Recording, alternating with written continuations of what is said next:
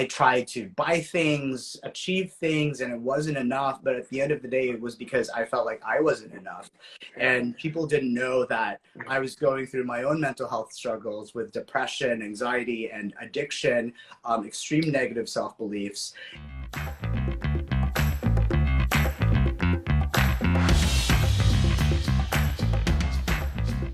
Hello and welcome back to another Thrive State podcast. But first off, Happy New Year. Welcome to the very first episode of 2022. I am so glad and so pumped for you to be here. It has been nearly a year since I started this podcast. It was actually the very first week of February that this podcast was launched, and it was launched for the purpose of really giving us access to the concepts, to the ideas of the people that can contribute to our lives and really allow us to take the next step in our lives, to become the next version of us, to become the better version of us so that we could learn more, so that we can do more, but mostly so that we can give more back to the people around us, our loved ones, our communities, our businesses.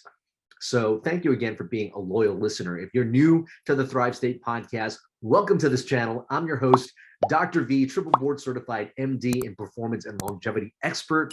I'm the author of Thrive State, your blueprint for optimal health, longevity, and peak performance. And if you haven't picked up a copy yet, pick up a copy at thrivestatebook.com. You're not going to regret it. This year, 2022, is really a year to fully step into that next version of me. And I hope that is for you as well. 2021 was really a year of preparation. I launched my book, Thrive State, but it was a year of preparing myself to become a dad, preparing myself to become a husband, preparing myself to become a speaker. And it was all this prep work.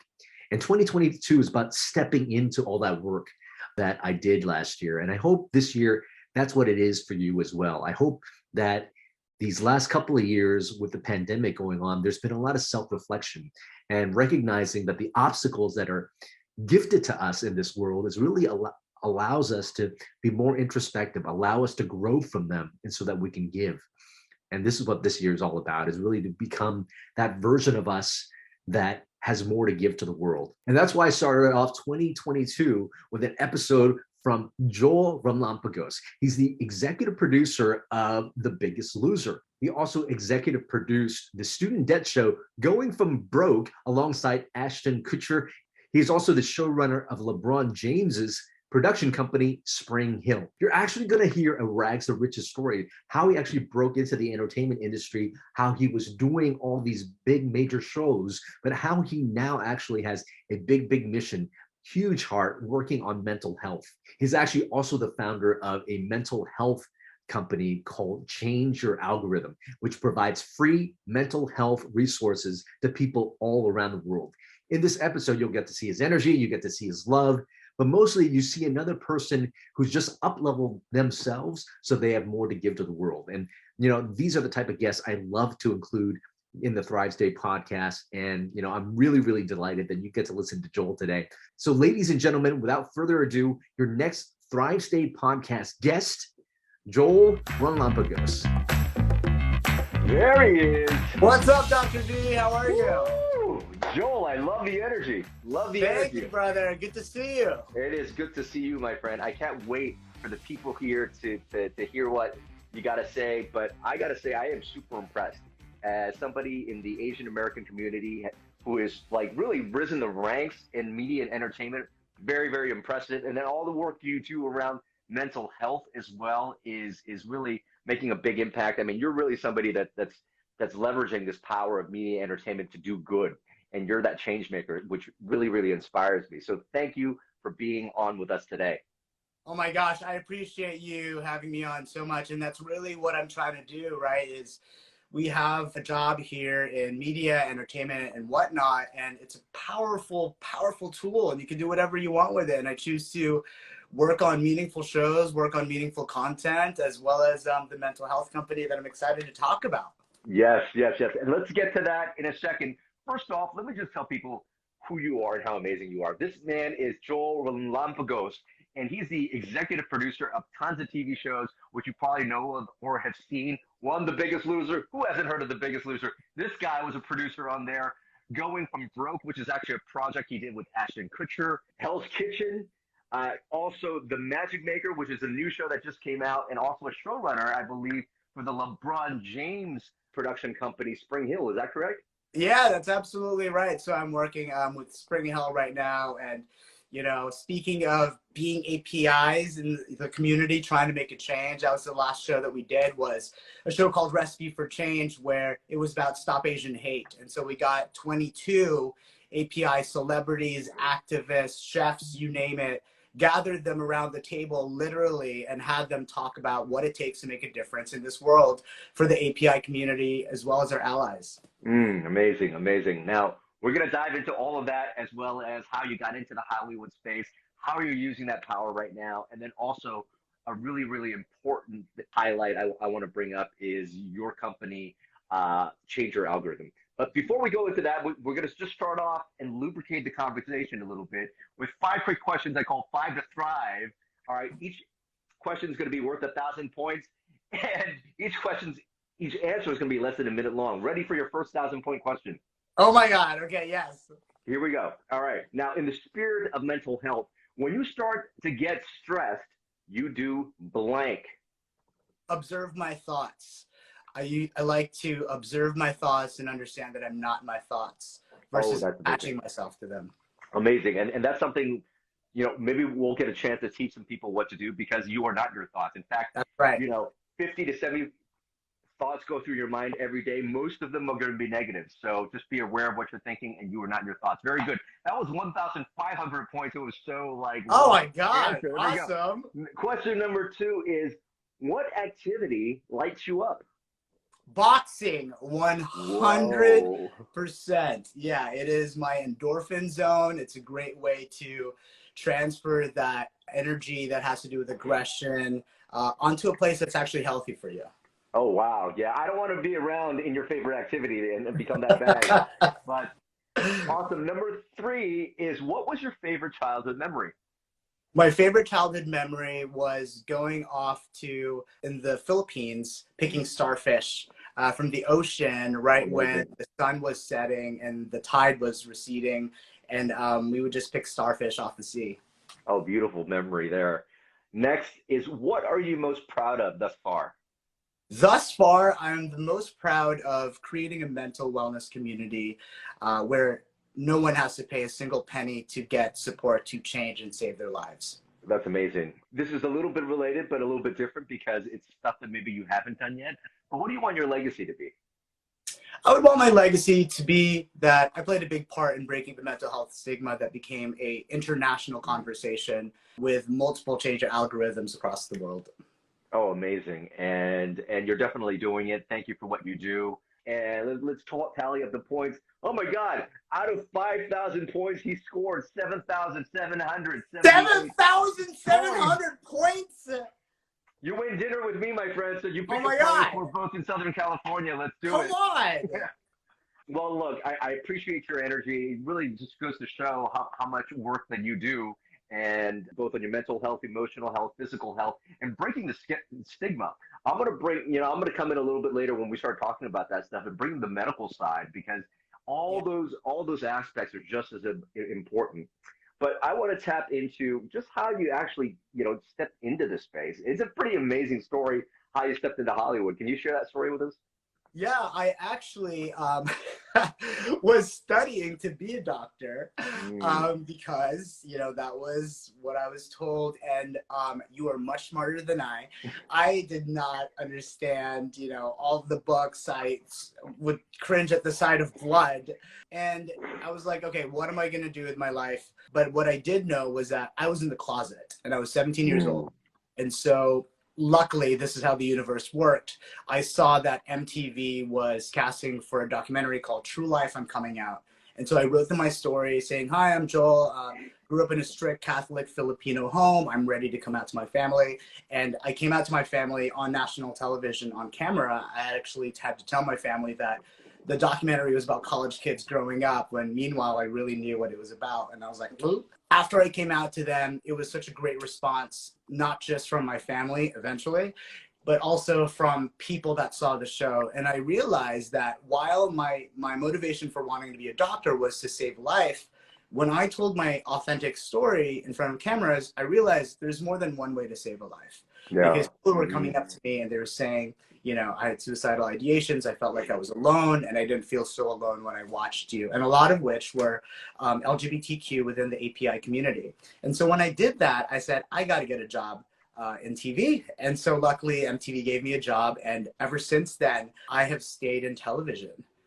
That's pretty amazing. And let me just say right now, I mean, I agree with you that so much of what you can do to save a life is not actually have to go in and have surgery. In fact, having surgery, getting medicine from somebody like me is probably one of the last things you want to do. There's so much you can do beforehand by the choices that you make, by treating your mental health, emotional health, physical health, just like you do your physical health, and treat it early. Then you could avoid the surgeries and the medicines and things like that. So Absolutely. Thank you for doing that. So let me ask you, how did you become a mental health champion? Yeah, you know, wow, mental health champion. I mean, you're like all the points and the titles you're giving me. Come on, a mental health champion. So, you know, while I strive very hard to become an executive producer at a young age, even though I got that title, I still felt like it wasn't enough in my life. And I tried to buy things, achieve things, and it wasn't enough. But at the end of the day, it was because I felt like I wasn't enough. And people didn't know that I was going through my own mental health struggles with depression, anxiety, and addiction, extreme negative self-beliefs. And so that really manifested into a giant drinking problem for me. And I was drinking 2 bottles of wine a night. And Dr. V, I felt like there was something wrong with me. I didn't know who to turn to. I didn't know what to do. And so years go by of me living this duplicitous life, having these really negative self-beliefs about myself. And I finally woke up and I said, I have to make a change. And I used to have a stigma towards mental health and having those conversations, but I decided that, you know, I needed to check myself into treatment. And so I went to rehabilitation center, where I got to work with therapists, and I fell in love with mental health. I fell in love with how the mind works. I fell in love with the idea that there's nothing wrong with me, and turns out that's factual, right? And that there's hundreds of millions of people that experience what I'm going through, but what actually stopped me was that mental health stigma. And so by the time I got out and spent a ton of money, I wanted to come up with a way to create my experience, but 100% for free. And so when the pandemic happened, specifically the quarantine, I had a little bit of time to actually put this idea together, and the idea became Change Your Algorithm, which is a free mental wellness company open to anyone and everyone. And speaking of negative self-beliefs, my first thought was, Joel, you're a TV executive producer. Who are you to start a mental wellness company and try to make a difference? But then I said, you know what? That's my old way of thinking. My new way of thinking starts to ask myself, what if I succeed versus what if I fail? And so I kept asking myself that, what if I succeed?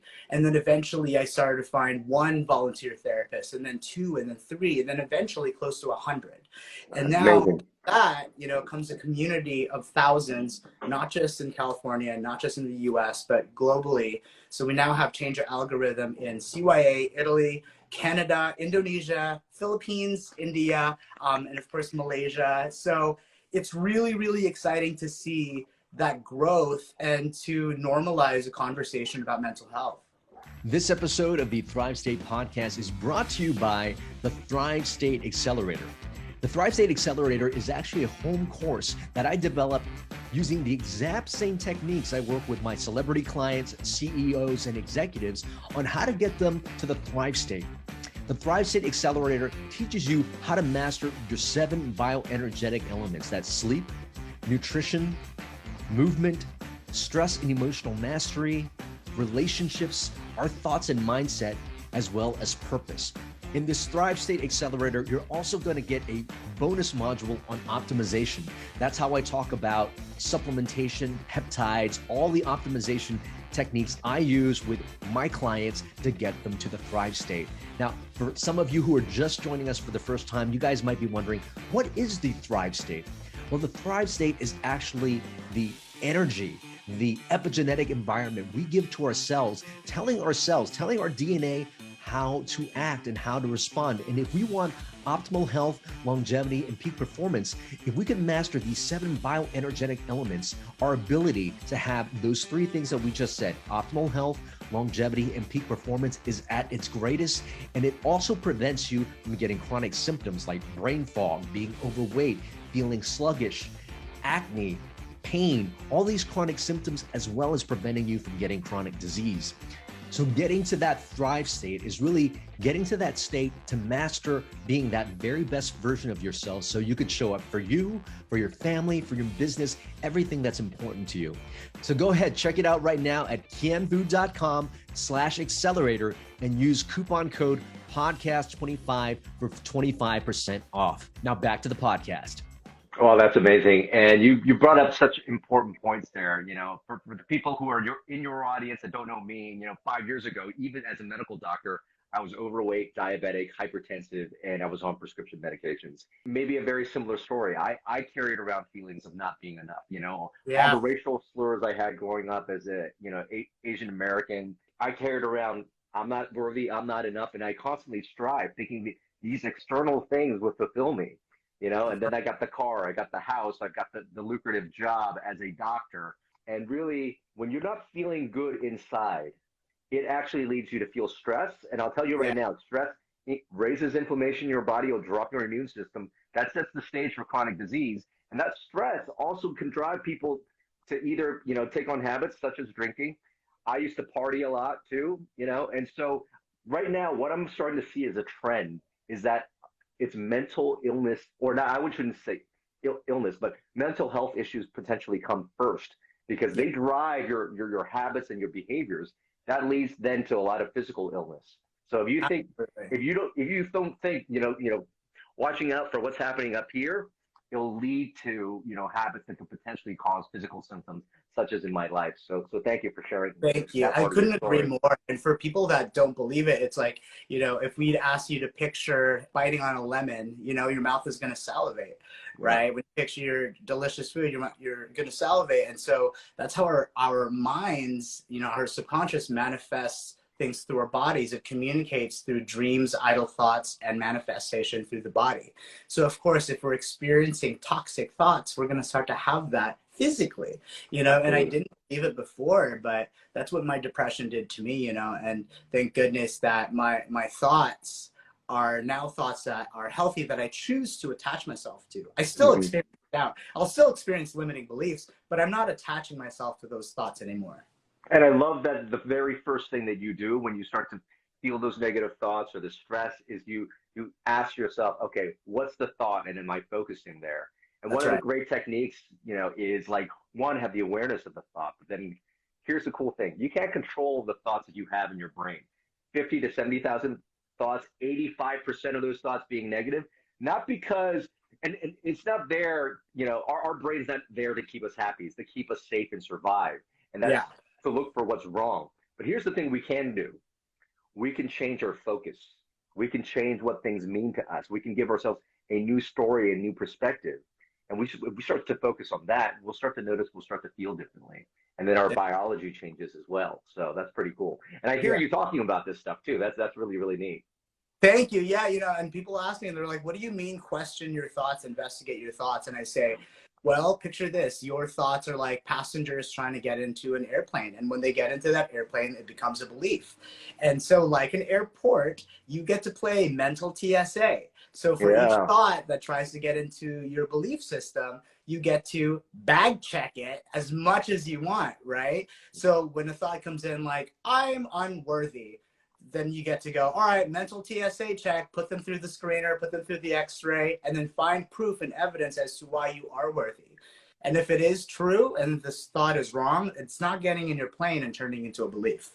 Yeah, absolutely. And here's the thing too, if you think they are your thoughts alone, ask the people, take a poll of your friends. How many people have the same, I'm not worthy or I'm not enough? I mean, if you really think they are your thoughts, I mean, can you think of a more original thought? No.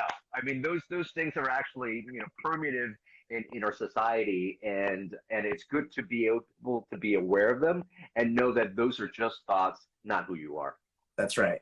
So let me ask you right now, people who are just sort of thinking about mental health for the very first time, how do they start to get involved into change your algorithm? What type of services are being offered there? Yeah, so I like to treat it as a very safe space where there's zero judgment, to the level of when we work out and go to a gym, it's trendy. People talk about it, people post about it, and that's what I'm trying to do with Change Your Algorithm in mental health, is that we go to classes and there's zero shame. We understand that we all go through it, and that's okay because we also recover and heal and we adapt. And so if you go to changealgorithm.com or click on the link in my bio, that'll basically take you to a list of free mental health classes led by mental health professionals. And we do one newsletter a week. It's not going to be like, hey, do you want to extend your warranty type of newsletter? It's literally just going to be a letter indicating all of the free classes. And then you join the classes via Zoom. It's all virtual. And then you can have your camera off and you can participate as little or as much as you'd like. Kelly just shared it there on the chat. But yeah, it's changealgorithm.com. Oh, amazing. And she just said, it's made me feel heard and less alone. So thank you for the work that you do, Joel. I mean, what an inspiration there. And let's switch gears a little bit, being, a Asian Pacific Islander in the entertainment and media community. How are people in the industry, how are API members in the industry wanting to make change in terms of seeing more representation in film, particularly after what's happened over the last year or so? Yeah, given what happened in the last year or so, it really showed, me personally, that there's a lot of work that can be done. And me being a Filipino American executive producer and talking about it isn't enough. And I really had that powerful realization when I said, all right, well, I need to start really bringing in as many API people as I can, who are of course deserving of the job and qualified for the job, but showing full representation, on camera and off the camera. When I did Recipe for Change for SpringHill, 80% of the crew was API. And, everyone on camera, for the most part, was API. And so it was a really powerful thing to watch and see and go, wow, so we really do need more of this out there in the world. And of course, with Marvel releasing, Shang-Chi over the summer, it was like, okay, that's great. And then you've got Squid Games, you're like, okay, good, So I think that when something's going great, we still can't take it for granted because there's still work to be done. Because it's when we let our guard down and put our head down that, things don't go that great.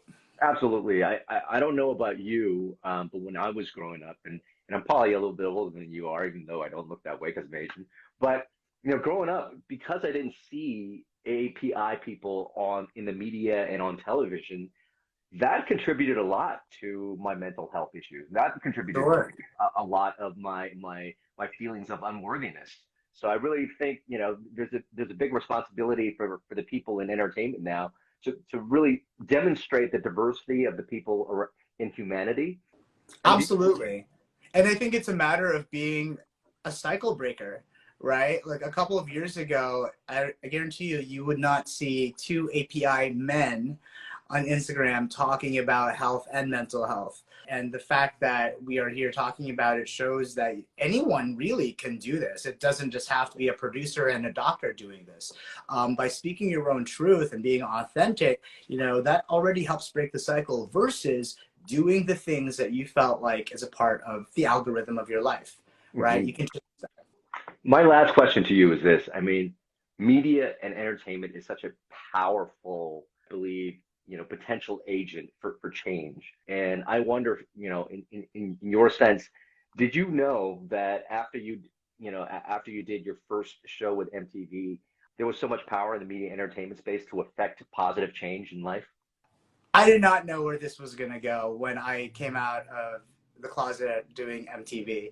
I think that once I did that and people started to come up to me, I still didn't really know what to do. I just knew that I wanted to get in television somehow. And so I started working in MTV News, and then that transpired eventually into becoming a producer and then eventually an executive producer for network TV. But I'll be honest with you, there's a lot of shows out there that are toxic, that are not exactly healthy for our mental health. And we're not just what we eat, we're also what we watch, you know? And so I had to make a very concise decision to go, I can't just do shows anymore because of the money or because of entertainment. I also want to do shows that are impactful and are raising awareness. That is something that I am going to feel proud to watch at the end of the day. Oh, amazing. And I really do hope that there are more and more people like yourself that uses this platform to really create positive change in the world. And thank you for being such a hero. I saw so many of your fans come in and just say, you know, all the positive work that you've done already. And I know you're going to do tons more. Once again, where do people find you and find more about Change Your Algorithm? Yeah, so you can click on my bio link. It has the website, which is changealgorithm.com. And then if you click on classes, you're going to get free classes for the week led by mental health professionals. Beautiful. And here's my last question. You know, your entire life experience, what has been your best medicine? My best medicine out of my entire life experience has been creativity. You know, I think creativity connects me with my inner child. I think that 5-year-old Joel moving from the Philippines to here to the Joel now, the one thing that has been consistent is just being creative. And there's so much positive things that stems out of creativity. Oh, beautiful. Hey, Joel, thank you for joining us at this Thrive State podcast, brother. Thank you so much, Dr. V. Really appreciate you. And I got your book. I'm having it in my this weekend, so I can't wait to read it. I hope you enjoyed that episode of the Thrive State podcast. And if this podcast is bringing a lot of value to you, if you're find that your life is just improving with this podcast, that your life is getting to the next level, please consider supporting it. And here's a few ways you can do so. You can do so by liking this video and commenting on this video, and also sharing this video with your friends and family. Another thing you can do is go to ratethispodcast.com/ThriveState. Go ahead and leave us a 5-star review there. It will really help this show grow. And this will give me more time so that I could actually give more content to you, just like you got in this episode. And if you haven't already picked up a copy of my book, Thrive State, Your Blueprint for Optimal Health, Longevity, and Peak Performance, you can pick it up now. It became a #1 new release in longevity. Go to thrivestatebook.com. And if you enjoy the book, please consider leaving us a review as well. And the last thing you can do, if you're liking everything here and you want to work more closely with me as well as my team to get you into the Thrive State, go to kienvu.com/accelerator and consider joining the home course, the Thrive State Accelerator. It's really the course that I use. It's the concepts that I use personally when I work with CEOs, celebrities, and my high-profile clients to get them to the Thrive State. Again, the Thrive State Accelerator at kienvu.com/accelerator. And because you're a listener of this podcast, I want you to save 25% by using the coupon code podcast25. I hope we continue to give value to you. And remember always, you are your best medicine.